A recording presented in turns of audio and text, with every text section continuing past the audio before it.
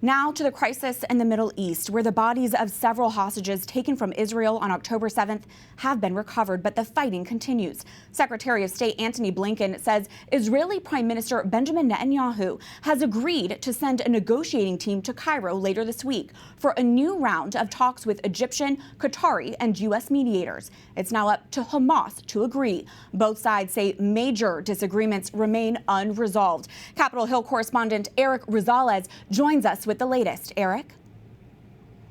Yes, good evening, Catherine. Some analysis remains skeptical that Hamas is going to go along with any deal that includes continued Israeli occupation in the region. But that's not stopping U.S. officials, including the Secretary of State, from working on a ceasefire. He says delays could mean more hostages could die and further obstacles could hamper any agreement.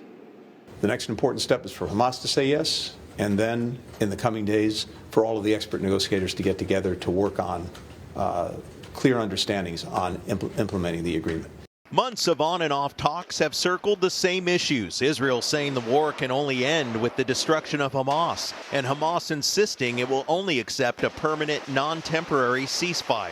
The United States hasn't helped in this, in that we're essentially making common cause with Hamas to apply pressure to the Israelis to end the ceasefire negotiations on terms favorable to Hamas. And again, this places Israel in an impossible position that they cannot accept. And so I think we've seen the last of the ceasefire talks for a while.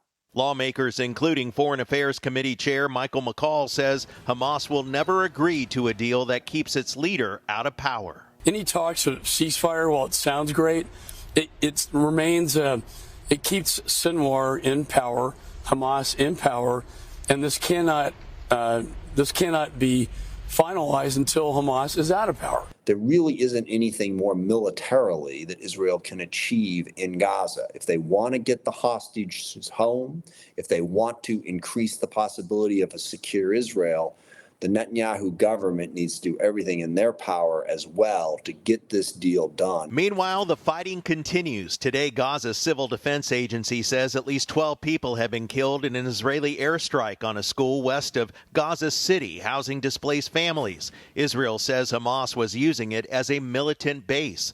Israel's military also recovered the bodies of 6 hostages from southern Gaza. According to Israeli authorities, 109 hostages remain in the Palestinian territory, of whom around a third are believed to be dead.